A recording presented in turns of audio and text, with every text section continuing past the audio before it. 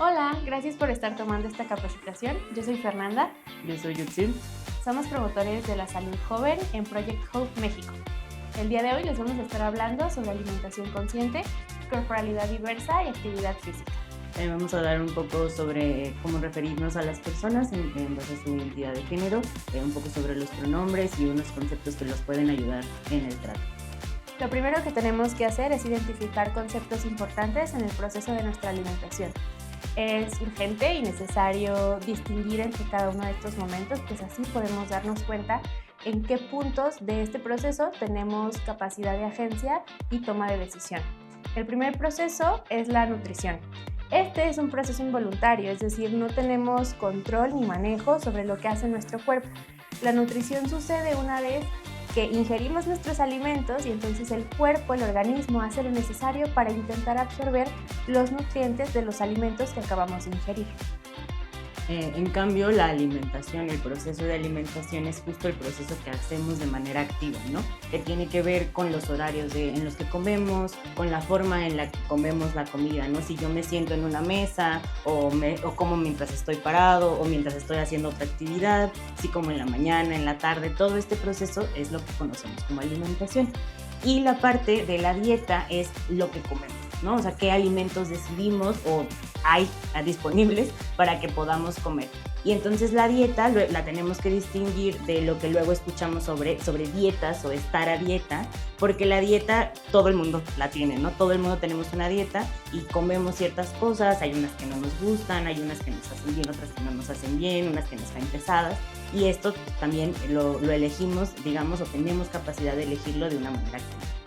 Antes de continuar, tenemos que compartirles dos conceptos importantes para que nuestra atención con cualquier tipo de persona sea atención integral.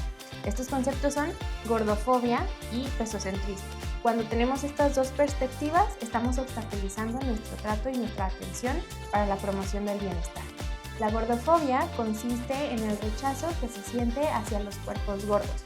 Sin embargo, esto no queda solo como en materia discursiva, sino que se extiende a la constitución material de los espacios. Esto quiere decir, construimos una sociedad en la que los cuerpos gordos no tienen lugar o intentan invisibilizarse a pesar de que ya existen. Por ejemplo, los asientos de los camiones, los asientos del transporte público en general son asientos muy pequeños, las butacas en las escuelas o incluso las tallas de ropa. Todo esto tiene que ver con la exclusión de cuerpos gordos y constituye una forma de discriminación, pues se obstaculiza el acceso a ciertos derechos. Por otro lado, el pesocentrismo va en el trato directo con las personas. El pesocentrismo es esta idea de que toda una persona se basa en su cuerpo. Su estado de salud, su valor, su nivel de atractivo, tiene que ver con su cuerpo, ¿no? Y esto, igual que la gordofobia, y de hecho van de la mano, nos obstaculiza los derechos humanos de las personas en general. Ahora bien, estas perspectivas podrían influir, por ejemplo, en nuestros hábitos alimenticios. Los hábitos alimenticios constituyen una serie de rituales o de costumbres que tenemos al momento de ingerir nuestros alimentos. Por ejemplo, los hábitos alimenticios responden a las preguntas cómo, cuándo, dónde, con quién, por qué. Por ejemplo, cómo tiene que ver con cómo muy rápido la sociedad, por ejemplo, si trabajamos mucho tiempo, nos limita los espacios en los que podemos comer de forma adecuada y como prestando atención a este proceso de nutrición. Entonces, si como muy rápido, ahí me estoy dando cuenta de que ese es un hábito alimenticio. Ahora, ¿en dónde como? Me enseñaron a comer en la mesa, me enseñaron a comer en el carro mientras me transporto de un lugar a otro, me enseñaron a comer con familia o me enseñaron a comer en mi soledad. ¿Dónde o con quién o por qué como? Por ejemplo, ¿como porque tengo hambre o como porque me establecieron desde pequeña, una rutina de en qué momento se tienen que ingerir nuestros alimentos? Todas estas preguntas conforman nuestros hábitos alimenticios y dependen no solo de mí mismo o de mí misma, sino de la cultura en la que vivo y también de mi contexto social mucho más restringido.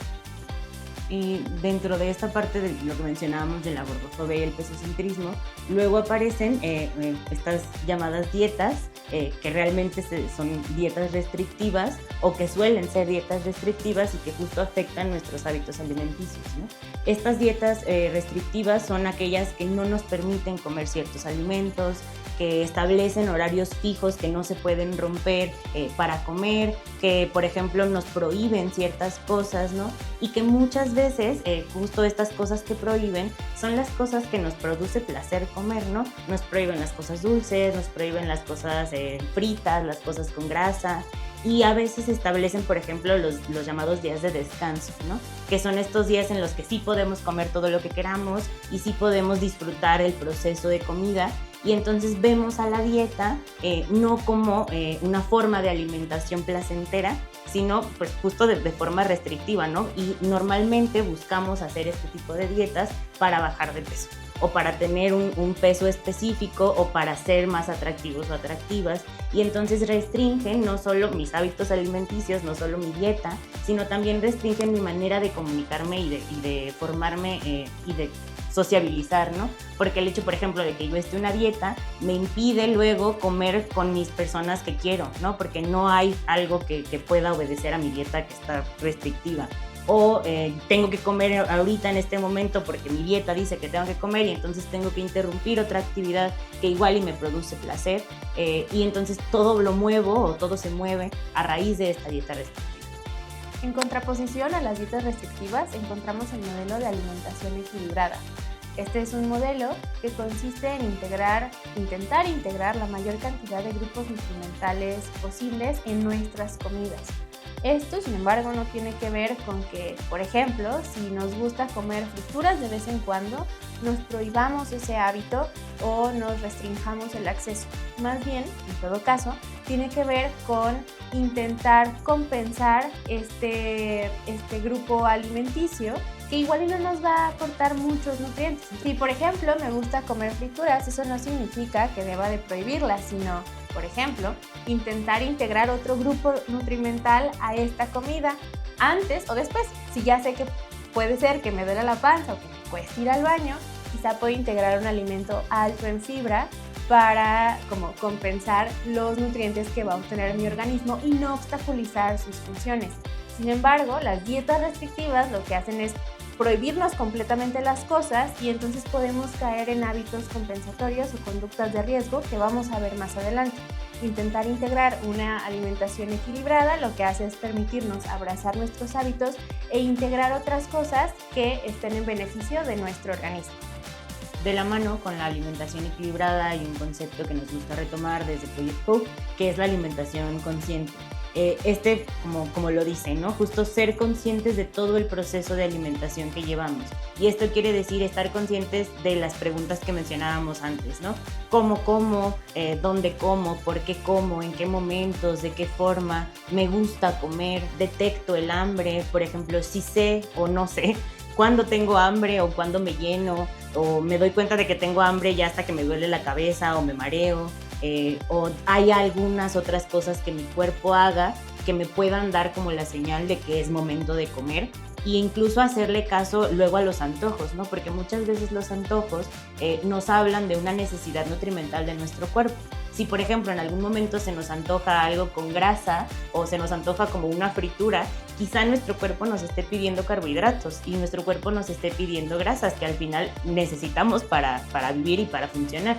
Entonces, la alimentación consciente nos habla de hacerle caso a nuestro cuerpo y de hacerle caso a las necesidades que nuestro cuerpo ya nos dice que tiene, y actuar en consecuencia de la manera que encontremos mejor, y obviamente que respete nuestro cuerpo y que también tome en cuenta nuestro ambiente y nuestro contexto, ¿no? Si estamos en un espacio donde solo hay acceso a alimentos ultraprocesados, o donde solo hay acceso, por ejemplo, a frituras o a botanas, quizá es el alimento que tengo disponible, y de no comer nada, de que nuestra panza esté vacía a tener ese alimento, pues es preferible tener ese alimento. Pero también podemos encontrar otras estrategias para tener una alimentación que sea mejor para nuestro cuerpo. Y entonces, si ya sabemos que estamos en este ambiente donde no encontramos otros alimentos, quizá llevar un alimento de nuestra casa, por ejemplo, o encontrar alimentos antes, y también encontrar alimentos que ya comemos, por ejemplo, en nuestras casas y que son fácilmente transportables, ¿no? Y bueno, ir adaptando. Al final, la alimentación consciente respeta mucho nuestros hábitos, respeta nuestro cuerpo, respeta nuestros gustos incluso, ¿no? No tenemos que renunciar a nuestros antojos y no tenemos que renunciar a las cosas que nos hacen feliz comer, porque igual, o sea, a nuestro cuerpo le hace bien, pero sí tratar de equilibrarlo y de justo hacerlo de manera consciente.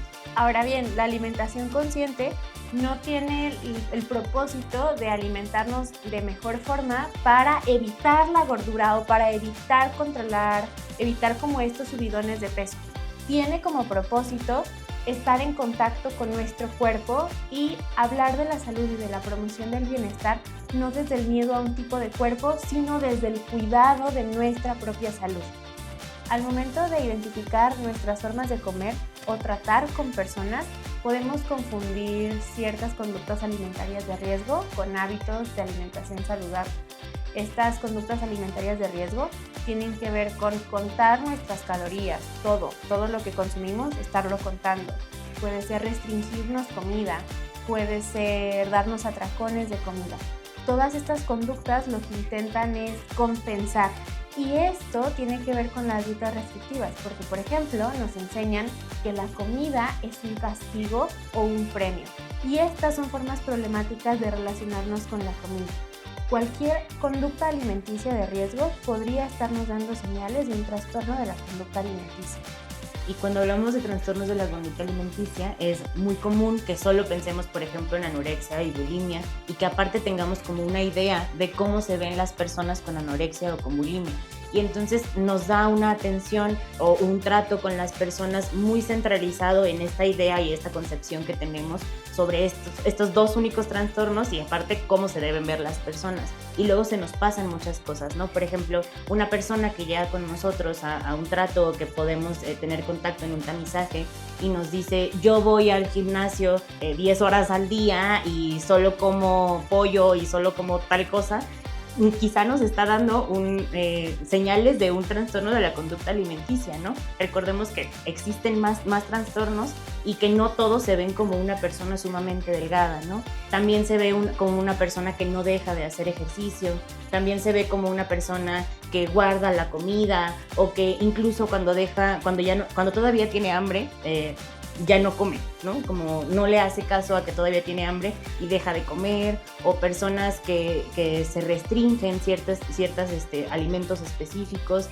y que luego cuando tenemos el trato con estas personas suelen salir como en el cotidiano, por ejemplo, que encontramos en grupos que a veces se venden como espacios saludables o espacios de acompañamiento al ejercicio, como el ayuno intermitente, por ejemplo, que lo que nos habla muchas veces es de justo ignorar la sensación de hambre e ignorar la sensación de necesitar alimento para buscar cierto tipo de cuerpo, porque volvemos a que normalmente va de la mano con la gordofobia y con el pesocentrismo y con las dietas restrictivas, que justo nos empujan a tener cierto tipo de cuerpo, incluso cuando nuestra corporalidad no lo permite o cuando no lo vamos a lograr, ¿no?